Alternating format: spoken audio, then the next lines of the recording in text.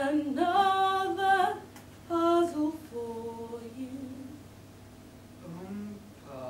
Lumpa, Timperdadi. If you are wise, you will listen to me. Who do you blame when your kid is a brat? Pampered and spoiled like a Siamese cat. Blaming the kids is a lion of shame. You know exactly who's to blame. The mother and the father. Oompa loompa doompa dee da.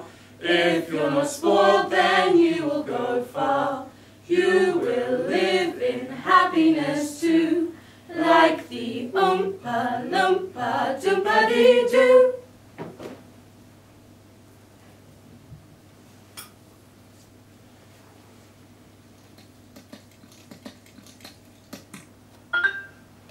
You're depressing me now. Really? You see, you've lost me. At the beginning I was with you, but not now. I'm a little disappointed. Sorry. You really think that? You've thought it over, come to an opinion. You believe that? It is popular. Well, so is body piercing, but that isn't a good thing, is it? I suppose. So, let's look at the facts. A single man lives in his big house in the middle of... Where's it set again? Film or book? There's a difference. Both films change some details. It doesn't really matter. Well, in the book, it's set wherever it's set. And this man lives in his big castle in the middle of the town. He lives with dwarves. Nothing wrong with that. But they're orange. Orange dwarfs with green hair. And there are only 20 of them making the world's supply of chocolate. None of this is meant to be realistic. But why dwarves? Why orange? Why the green hair in the first place? Do you see where I'm going with this? Kind of. What's wrong with the ordinary? Ordinary's boring, maybe? Which is my original point about these children's writers.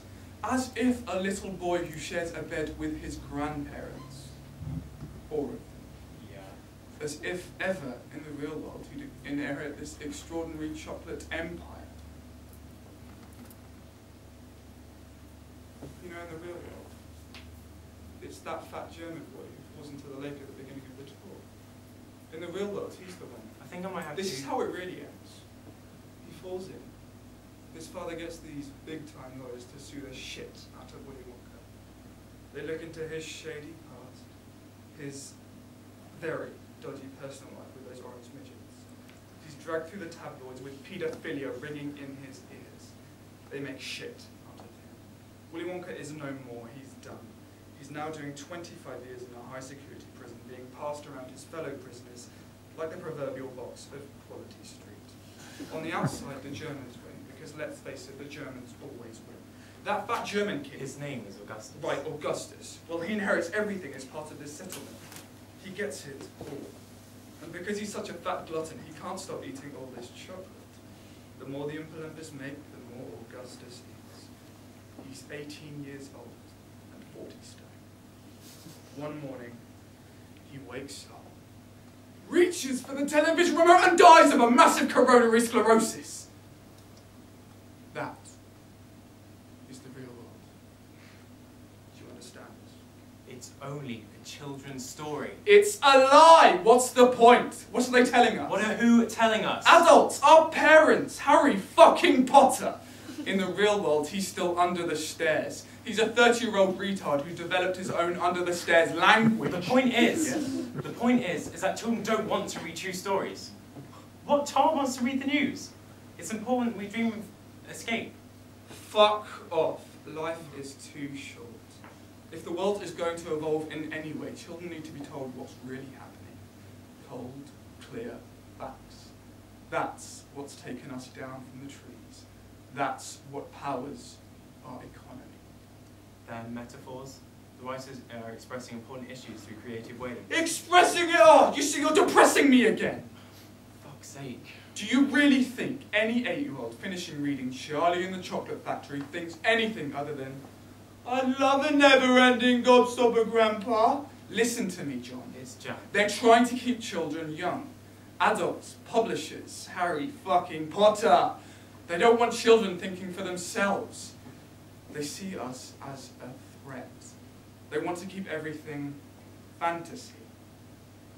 This J.K. Rowling woman, she's the real enemy. She's the one who should be taken out, erased, removed, exterminated. So that's what you're doing in a Harry Potter chat room? Trying to drum up some assassination attempts on J.K. Rowling? Well, are you interested? I can't. I have my geography homework.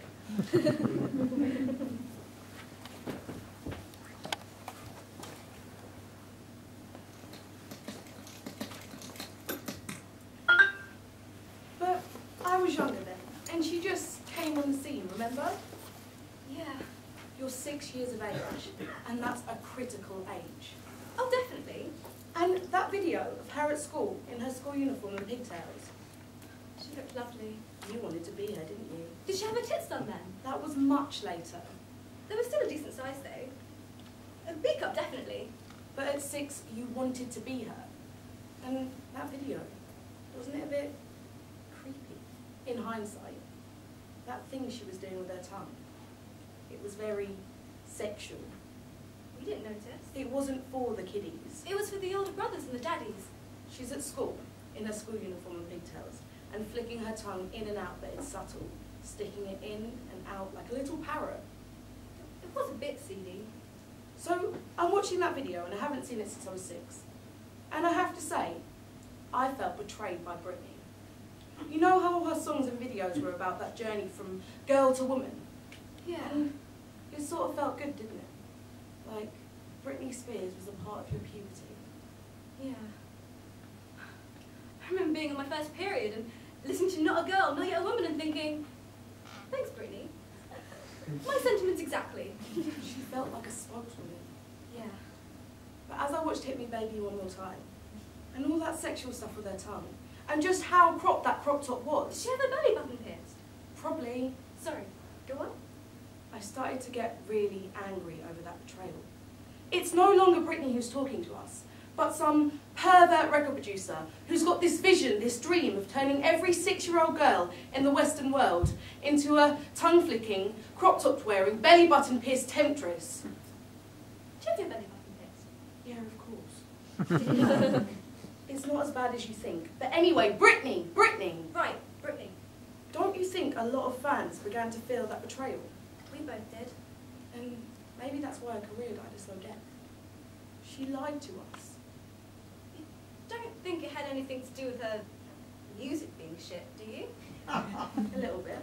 Or the fact that she's a poor woman with no respect for money? Or that she's an unmarried mother with fluctuating weight problems? But don't you think the fans realised they were being manipulated? Brittany got burned. That they made a stand against that pervert record producer? Britney was thick. She made her money. She lost our respect. If I met Britney Spears tomorrow, I would gently place my arms around her like I'm going to hug her, move my face towards her like I'm going to kiss her, and whisper in her ear,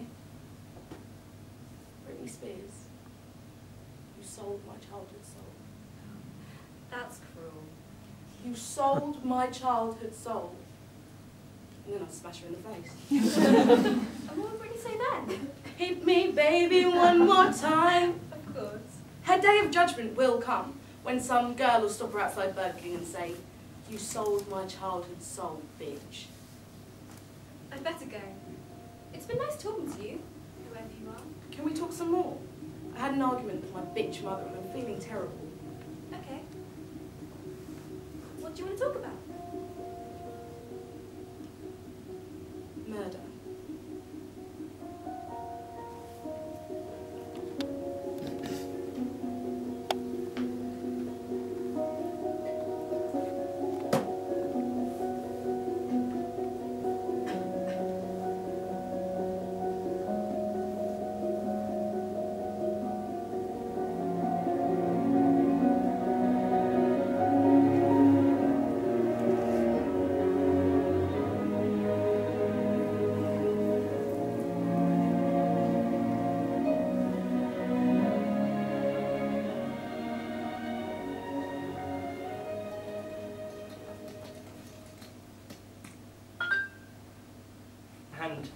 you're sure you don't mind listening to this. That's what the room's all about.